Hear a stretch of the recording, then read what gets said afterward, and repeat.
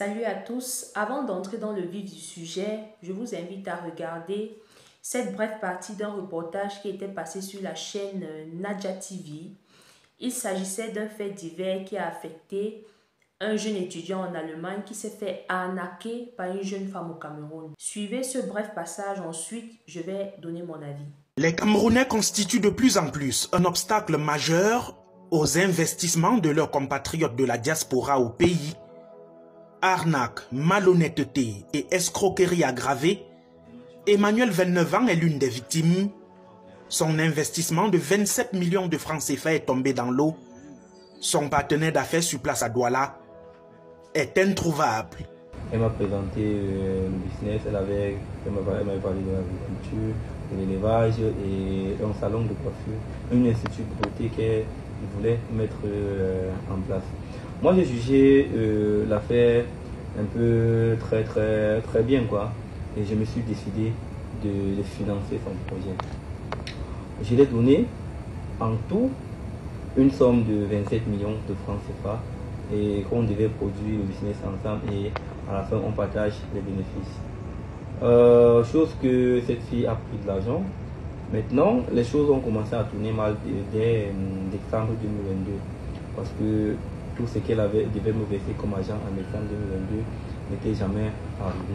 Après plusieurs tentatives infructueuses, le jeune étudiant et débrouillard de Kaiserslautern en Allemagne débarque au Cameroun mars 2023 et un compromis est trouvé. On a fini la reconnaissance de dette, c'était à 45 913 500 et qu'elle devait verser chaque 10 du mois à partir du 10 mai 2023 qui est passé 750 000 francs chaque fin du mois, chaque 10 du mois jusqu'à éponger sa dette. Chose qu'elle a commencé le 10 mai, elle m'a donné 575 000 comme ça. Et le 10 juin en arrivant, elle n'était plus joignable jusqu'aujourd'hui. J'ai lancé la lettre par-ci par-là pour qu'on puisse maintenant me dire même où elle se trouve, mais jusqu'à présent, elle est introuvable. Comme vous avez pu le voir, ce jeune frère s'est fait arnaquer il y a environ un an. Ça s'est passé en 2023. Ok? C'est un jeune étudiant en Allemagne qui a voulu investir dans son pays, le Cameroun, en passant par une connaissance à lui qui était au pays.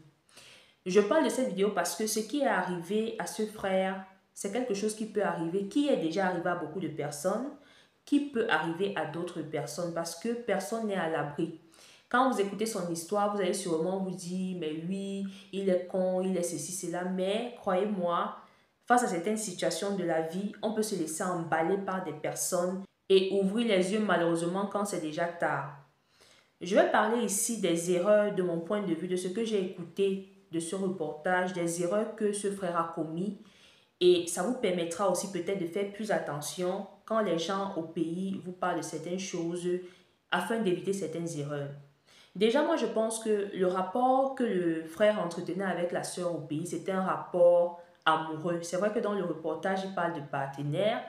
Voilà, il se serait connu dans un cadre peut-être des affaires parce qu'il dit qu'il aidait dans certaines transactions et tout. Mais pour arriver à confier 27 millions de francs à une personne qui n'est pas ta femme, qui n'est pas ta sœur de sang, qui n'est pas ton parent, ça veut dire qu'il y a quand même un degré d'intimité qui s'est créé entre vous. On ne prend pas 27 millions de francs et on donne à une femme comme ça à distance. Ça veut dire qu'il faut un degré d'intimité qui s'est créé quand même au fil du temps. Donc moi, je pense que les deux entretenaient une relation amoureuse à distance. Alors, je vais attirer l'attention des personnes qui sont ici dans la diaspora, qui ont les proches en Afrique, que ce soit les amis que vous avez laissés, vos amis hommes, vos amis femmes, vos copines, vos ex, vos cousins, voilà, peu importe la relation que vous avez laissée au pays. Quand vous arrivez ici et que vous causez à distance avec les gens au pays, il faut faire très attention aux informations que vous leur donnez. Parce que le constat qu'on fait, c'est que ici en Occident, vu que les gens sont très occupés par le boulot, voilà, tout le monde travaille ici, des longues heures, il y a la fatigue, il y a le stress, il y a un tas de problèmes. On n'a pas parfois l'occasion de rencontrer des personnes, des amis ici avec qui causer régulièrement. Vous allez voir des personnes qui vont vous dire, j'ai tel ami dans telle ville, ça fait 1 an, on ne s'est pas vu, il est occupé, je suis occupé. Les gens n'ont même pas l'opportunité de s'appeler quand ils sont ici en Europe. Ça veut dire, tu peux rester, tu as ton frère dans une ville, tu as ton ami dans une ville, mais tellement vous deux vous êtes occupés par le boulot, par les réalités du terrain, vous ne pensez même pas à vous appeler. Donc, les personnes maintenant qui sont souvent le plus disponibles quand on a besoin de ce contact humain, c'est les gens en Afrique.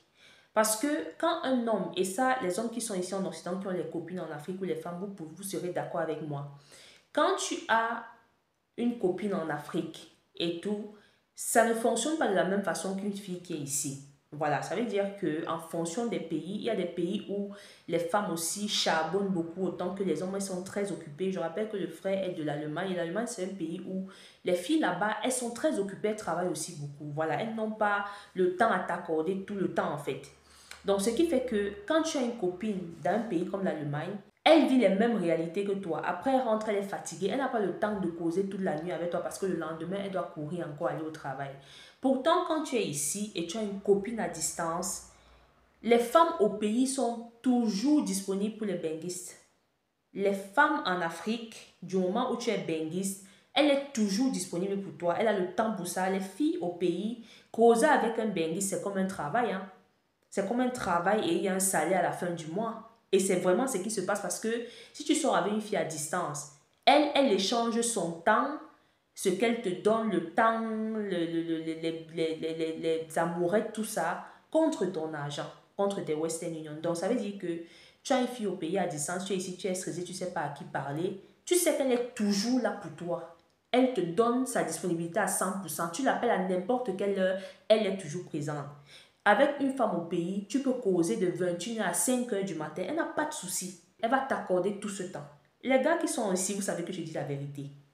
Donc, ce qui fait que dans ce schéma-là, beaucoup d'hommes peuvent se faire manipuler, abuser par certaines femmes au pays. Pas tout le temps. Si tu tombes sur une femme mal intentionnée, tu peux facilement te faire abuser parce que c'est une oreille qui est à ta disposition. Elle est à ton écoute. Elle écoute ce que tu dis. Tu lui racontes tes journées, tes détresses, tes problèmes. Tu es vulnérable parce qu'au moins tu as quelqu'un qui est là pour toi, pour te tendre au moins l'oreille. Alors moi, je pense que dans le cas du jeune homme, en causant régulièrement avec la fille, il s'est créé un lien assez intime au point où le gars a commencé à lui dire voilà comment je vis ici, ça se passe comme ça. Quand tu causes tout le temps avec quelqu'un, tu dis des choses parce que bon, tu vas pas réfléchir, tu dis des choses tout le temps, tu prends confiance. Voilà, je fais ça ici, je gagne même tel salaire, vraiment la vie ici, qu'est-ce qui marche là-bas au pays, j'ai même envie d'investir, je ne sais pas comment faire. Donc, dans les causeries que vous avez au pays avec vos connaissances, il y a les informations que vous passez. Ils sentent votre vulnérabilité dedans et ils profitent de ce que vous leur dites pour vous manipuler. C'est très facile en fait parce que c'est une fille qui a capté que ce frère-là avait un besoin d'investir au pays, de mettre sur pied des activités, mais il est empêché parce qu'il est à distance. Donc, elle s'est dit, je suis son appui ici et je vais justement entretenir cette idée, lui proposer, oui, je connais tel business qui peut marcher, vu qu'il me fait confiance, vu qu'on cause, il pourra m'envoyer de l'argent. C'est ce que je dis quand vous causez avec les gens au pays, vous leur parlez. Parce que si tu causes avec quelqu'un régulièrement, une fille que tu as au pays, même si au départ tu es réticent, au fur et à mesure que vous causez, tu vas dire des choses, elle va capter certaines choses. Et si c'est une fille qui est mal intentionnée, elle va se servir de ça pour t'arnaquer. Donc sûrement le gars lui a dit, voilà, j'ai envie d'investir au pays, il y a quoi qui marche là-bas. Vous savez un peu comment on cause avec les gens au pays là. Il y a quoi, qu'est-ce qu'il peut faire là-bas, il y a quoi qui marche là-bas. Est-ce que la fille lui a dit, oui, il y a une telle chose qui est bien, oui, je peux suivre ça, voilà. C'est comme ça que, de mon point de vue, la fille a commencé à prendre le gars. Et à côté de ça, quand un homme sort avec une fille à distance, ce n'est pas seulement un problème de causerie. Il y a l'aspect sexuel. Voilà, vous savez, beaucoup d'hommes ici sont stressés. Hein. Il y a des hommes qui restent ici en Occident. Ils peuvent faire 2-3 ans sans voir une femme devant lui, sans voir une femme. Vous comprenez ce que je veux dire? Donc, quand il a l'occasion d'avoir la disponibilité d'une fille à distance, il est très faible. Il est vraiment très vulnérable. Et ces filles, vous savez, elles savent s'y prendre. Elle va t'envoyer les nudes et tout. Elle va t'allumer. Et tu vas tomber dans son piège si tu n'es pas vraiment assis, si tu n'es pas vraiment fort. Parce qu'elles savent comment. Parce que je vous dis, dans les causeries, on capte des choses. On comprend ton point faible en fait. Et vu qu'à côté, il y a l'argent, les Western Union, donc elle t'envoie les nudes. Bon, face aux nudes, Un homme qui reste ici, qui a fait 2 ans, 3 ans, 4 ans sans avoir une copine, et il se laisse aller, hein, il perd la tête. Voilà, donc il perd la tête, il commence à faire du n'importe quoi. Voilà, donc la première erreur de mon point de vue, c'était de s'être ouvert à une femme qui ne connaissait pas vraiment bien, juste parce qu'il est seul, il est dans la solitude et elle lui a tendu l'oreille. Il s'est dit, voilà, au moins ça me soulage, je ne me sens pas seul. Mais il ne savait pas que c'était une personne qui était mal intentionnée. Il y a des gens ici qui causent avec les personnes au pays, ils leur disent même leur salaire. Oui, je touche même telle chose par mois. Oui, voici ma maison. Voilà, c'est des informations comme ça que vous donnez. Les gens profitent de ça pour vous arnaquer. Parce que quand tu dis, par exemple, tu es ici, tu touches 1500 € le mois. La personne ne voit pas 1500 € de façon, comment dire, quand tu dis 1500 € à quelqu'un en Afrique, la personne voit 1 million de francs bruts. La personne ne comprend pas que dans les 1500 €, il y a 800 € de loyer, il y a 300 € de facture, il y a 300 € pour le manger et qu'à la fin, tu n'as rien en fait à mettre de côté. La personne se dit c'est 1 million. Donc, la personne évalue le loyer selon le loyer de l'Afrique dans 1 million. Si la maison coûte 100 000, voilà. Il y a une complète... il y a une mauvaise interprétation vraiment des chiffres de la part des personnes restant en Afrique. C'est pour ça qu'il faut faire très attention à dire les salaires que vous touchez. Sinon, c'est des choses qui doivent rester privées. Vous ne devez pas dire aux gens au pays combien vous touchez parce qu'ils vont se dire que vous avez de l'argent et vous montrer vos maisons, voilà, voilà. Donc, c'est des informations comme ça qui permettent aux gens de faire les plans, de mettre sur pied des schémas pour vous arnaquer. Deuxième erreur que le frère a commis et qui est l'erreur la plus fondamentale, c'est le fait d'avoir cru à un projet que cette fille lui a présenté et un projet qui n'a pas de sens en fait. Qui n'a pas de sens comment? Parce que dans la vidéo, il dit, la fille lui a dit qu'elle voulait, elle avait tel projet, il s'est dit qu'il va financer. En fait, moi je pense que, comme je vous ai dit précédemment, ils ont parlé sur vraiment un business, il s'est dit voilà, qu'est-ce qui marche au pays. Lui, il voulait investir son argent, comme beaucoup de personnes dans la diaspora, qui veulent investir leur argent dans des activités pour faire tourner cet argent et avoir voilà, des bénéfices, des revenus et tout. Et la fille lui a dit, voilà, on peut faire telle chose, voilà. Et tu dis qu'une personne te propose un projet en Afrique. Voilà, elle vient te dire, je vais investir dans l'agriculture, dans l'élevage et dans un institut de beauté. Seulement le fait qu'elle t'ait proposé 3 projets à démarrer au même moment devrait te faire comprendre que ce n'est pas une personne sérieuse. Comment tu fais pour gérer 3 projets aussi différents qui n'ont aucune corrélation ensemble? Ce n'est pas possible.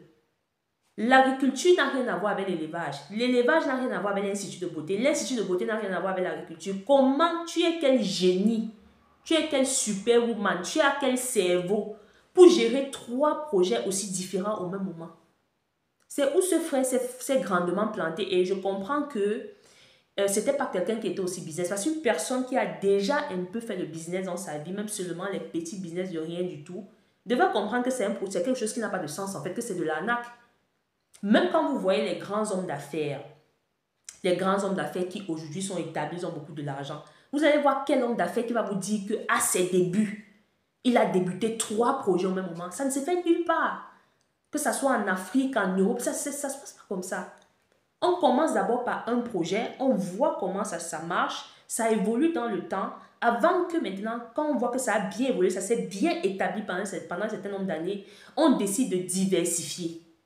C'est comme ça que ça se passe. C'est même pas que quelqu'un vient, tu fais l'agriculture en même temps, l'élevage en même temps, institut de beauté. Tu fais comment pour gérer ça? 3 business qui ont besoin de 3 types de main-d'œuvre différentes. Tu es superwoman pour gérer un business comme ça. Je me demande comment il a fait pour ne pas comprendre que cette fille le tournait dans la farine en fait. Et puis il dit dans la vidéo, oui, elle avait tellement bien monté le plan. Ça ne veut rien dire tout ça. Tout le monde peut s'asseoir, bricoler un business plan, aller voir je ne sais qui, elle était capable pour t'arnaquer, d'aller voir même quelqu'un, même je sais pas. D'aller voir quelqu'un et lui dire, bon, écris-moi un business plan là-bas, écris un business plan et fais un projet sur le terrain. C'est 2 choses complètement différentes. C'est 2 choses complètement différentes. Seulement à partir de là, il devait se rétracter et dire, hey, est-ce que la fille s'est même sérieuse dans ce qu'elle me dit là? 3 projets comme ça simultanément. Malheureusement pour lui, je ne sais pas comment il a fait pour ne pas capter ça. Et je vous dis, hein, mes frères, vous mes frères qui avez les copines en Afrique là, Vraiment, il faut faire attention, hein, parce que parfois, tu vois quelqu'un poser un acte comme ça même, tu n'arrives pas à comprendre. Parce que, je vous ai dit l'affaire de nude-ci, quand vous avez les copines au pays là. Parce qu'elles vous envoient, vous leur demandez, parce que vous aimez beaucoup les nudes, vous les gars de Beng. Si vous êtes très stressé, vous avez besoin de stimulation. Alors, quand tu lui envoies les nudes comme ça, toi aussi tu vas envoyer ta part. Donc, au départ, ça commence comment? Il ne demande pas directement les nudes. Il va commencer à dire, je peux avoir une de tes photos. Tu peux m'envoyer une photo là. Tu envoies la photo, lui aussi va t'envoyer la photo. Donc, c'est un échange de photos. Mais ce que vous oubliez, c'est que quand vous parlez des affaires, quand la fille a d'abord quelle intention? La photo que tu lui envoies, ça se limite juste au plaisir de voir son gars ou alors elle utilise ça parce que je me demande comment ce gars n'a pas compris que juste à travers les projets qu'elle lui a proposés, que c'était de l'arnaque en fait. Personne ne peut débuter seul 3 projets aussi indépendants au même moment. Ce n'est pas possible. Et surtout, une personne vient te parler d'un projet, elle-même, qu'est-ce qu'elle avait déjà commencé à mettre sur pied? Apparemment rien. Donc, tu veux monter 3 projets, agriculture, élevage et institut de beauté. Toi-même sur le terrain, on ne voit pas quelque chose que tu as déjà commencé, mais c'est toi qui peux gérer 3 projets aussi différents. C'est vraiment dommage que ça vous serve de leçon. Hein. Comprenez que quand vous êtes ici et que les gens en Afrique vous appellent, oui, ils sont nombreux à le faire. Ils vont t'appeler, oui, il y a tel projet là qui est bien, hein. Il y a l'huile là qui est bien, ça passe, il y a ceci, il y a cela. Ces gens ne veulent pas, ils ne vous appellent pas pour proposer des projets parce qu'ils veulent mettre un projet. Ils veulent profiter de ça pour vous prendre de l'argent. Ils ne sont pas intéressés par les projets. Parce qu'eux-mêmes, ils n'ont pas connaissance de comment fonctionnent ces projets. Eux-mêmes, ils n'ont jamais même essayé, ils n'ont jamais fait ça. Ils partent vous prendre les trucs comme ça à gauche, à droite qu'ils ont entendu, juste pour vous soutirer de l'argent. Mais ils n'ont aucune connaissance de ces projets. Ça veut dire que même si c'est une personne qui est sérieuse, la probabilité que ce projet échoue si elle le met sur pied est grande en fait. Ils n'ont aucune expérience de ce qu'ils sont en train de parler. Ça revient à ce que je disais que la meilleure façon, si tu es ici en Occident, si tu as de l'argent, vous êtes nombreux là, vous avez de l'argent à côté, que vous avez travaillé, vous avez économisé. Mes frères, faites très attention. Ne vous pressez pas. Ne soyez pas pressés. Prenez votre temps. Ça ne sert à rien de courir, aller confier votre argent à je ne sais qui et finir comme ça. C'est malheureux. 27 millions. Maintenant, tu as perdu de l'argent. Et le gars avait porté plainte parce que dans le reportage, il a porté plainte et tout. Ils ont cherché la fille partout, ils n'ont plus vu la fille. Parce que quand une jeune fille au pays prend 27 millions comme ça, qu'est-ce qu'elle va faire? Elle va fuir, changer de pays. Elle va changer de pays parce qu'elle sait que les forces de l'ordre seront à ses trousses. Et c'est ce qui s'est passé, elle a fui. Donc maintenant, tu te retrouves dans quelle situation? Tu as perdu 27 millions. Une personne avec qui tu n'as aucun lien, qui n'est ni ta femme, ni a volé ton argent, ça fait plus mal. Parce qu'au moins, quand c'est une personne avec qui tu avais un lien, peut-être ta femme, peut-être qu'après elle a mangé, ça reste ta femme. Elle est là, la famille peut l'attraper, ou peut-être un membre de la famille, bon, voilà, ça fait moins mal. Mais une personne comme ça, et toi tu vas rester ici, tu vas maintenant travailler encore dur pour rembourser un argent avec lequel tu n'as rien fait. Donc, faites attention, ne soyez pas pressés, ne courez pas. Vous avez vos épargnes ici, vous avez vos petits sommes que vous avez mis de côté. Patientez. Et si possible, allez vous-même étudier le terrain. Il n'y a rien qui dépasse le terrain. Beaucoup de ceux qui réussissent à mettre les projets au pays, et vous voyez que ça marche, je parle des gens de la diaspora qui réussissent à mettre les projets au pays, vous voyez que ça marche. Pour la majorité des cas, eux-mêmes, ils sont allés sur le terrain et ils ont fait d'abord une expérience pour comprendre comment le terrain fonctionne. Parce que parfois, tu as un projet en tête, tu te dis non, je vais faire ça parce que peut-être tu as écouté dans les médias et tout. Mais après, tu passes sur le terrain te fait comprendre que, attention, le projet sur lequel tu fantasmais là, ça ne peut pas donner. Parce qu'il y a tel paramètre qui complique la chose. Et étant sur le terrain, tu te rends compte d'un autre besoin dans lequel tu peux investir. C'est comme ça que beaucoup de gars de la diaspora ont fait pour réussir leur projet en Afrique aujourd'hui. Au départ, ils ne partaient pas avec le projet dans lequel ils sont aujourd'hui. Hein. Ils partaient sur un autre projet. Mais après, ils se sont rendus compte que ici, là, c'est pas bon. Et ils ont vu un autre besoin qui s'adapte mieux aux réalités. Et ils ont investi dedans, ils sont tranquilles. Mais vous voulez tout faire à distance. Vous laissez emballer par des gens qui ne sont là que des mercenaires, qui ne sont là que pour vous voler votre argent. Parce que vous êtes pressés. Ne soyez pas pressés. Préparez-vous, prenez votre temps et essayez de trouver du temps pour aller en Afrique étudier le terrain. Je ne dis pas que toutes les personnes qui sont en Afrique sont malhonnêtes, mais ils sont combien avec qui les gens ici en diaspora collaborent jusqu'à ça marche sans arnaque, qui sont très peu. Donc, on va toujours parler du général, puisque dans le général, la majorité sont malhonnêtes, donc on parle de ça. Les exceptions sont très peu. Donc, que ça serve de leçon. Hein. Je pense qu'il faut tirer des leçons de ce qui est arrivé à ce frère. Ça arrive à beaucoup d'autres hommes. Voilà. Soyez moins vulnérables, moins ouverts dans les conversations que vous avez avec vos proches en Afrique. Les filles que vous rencontrez sur le net là, que vous restez avec le téléphone de 20h à 6h du matin. De 20h à 6h du matin, tu sais combien d'informations tu peux passer à travers un téléphone et tu sais que la personne utilise l'information, elle va capter ça comment? Je sais que beaucoup d'hommes ici veulent faire les projets avec les filles à distance parce que pour eux, c'est le moyen de se détacher de l'Occident et de s'installer en Afrique. Parce qu'ils se disent, oui, la fille est sur le terrain. Si je lui envoie de l'argent et elle commence à mettre les activités sur pied, comme c'est ma copine, je peux facilement me détacher ici et on va aller continuer le projet ensemble. Mais attention, ça dépend sur qui tu tombes. J'ai entendu des frères ici qui ont eu la chance, étant à distance, de rencontrer des filles bien, ok, avec qui ils ont débuté des projets au pays à distance et la fille a tenu le projet. Mais elles sont combien? En général, ça finit mal en fait. Parce que pour la majorité, les frères et sœurs en Afrique veulent aussi venir en Europe, ils veulent venir en Occident. Donc, pour eux, quand tu leur envoies de l'argent, c'est le moyen pour eux de préparer leur projet de voyage. Et cette sœur-là, elle n'est pas au pays, elle a fui le pays. Sûrement, elle est même au Canada ou je ne sais où aujourd'hui. Elle a pris cet argent pour faire sa procédure de voyage et venir aussi se chercher ici. Donc, c'est pas facile. C'est pas facile. Si vous voulez absolument faire des projets à distance avec une fille avec qui vous êtes en couple, il faut trouver des moyens. Il faut trouver des moyens de contrôler la personne. Tu ne peux pas rencontrer une fille à distance, tu fais la relation à distance, tu n'as même pas des amis ou des membres de ta famille qui peuvent étudier la fille, essayer de l'observer, essayer un peu d'aller voir si où elle te dit qu'elle habite là, c'est vrai et tout, pour voir si c'est une fille qui est sérieuse. Je me demande si la relation que le frère avait avec cette fille était connue de sa famille. Je me demande bien. Parce que parfois, il y en a qui sont en relation comme ça là. Voilà, ils n'en parlent pas à la famille et voilà, la fille se base sur ça. Elle se dit que bon, de toute façon, personne ne la connaît dans ta famille. Elle s'en fout, elle sait que non, elle va t'arnaquer, tu vas aller vers personne. C'est vrai que même si la famille te connaît, si elle veut te frapper, elle va te frapper. Mais je veux dire, ça te rend encore plus vulnérable en fait. Parfois, demandez à vos proches, il y a telle fille avec qui je cause, et c'est un peu, elle m'a dit qu'elle habite dans tel quartier, elle va un peu voir là-bas et tout. Voilà. Les petites enquêtes comme ça pour voir si la personne est sincère. Parce que perdre 27 millions comme ça, 27 millions c'est combien? Plus de 45 000 euros. C'est un peu difficile, hein? Donc que ça vous serve de leçon. Soit vous allez au pays, étudier le terrain avant de commencer quoi que ce soit vraiment réfléchissez par deux fois. Ou alors investissez même ici, c'est mieux pour vous.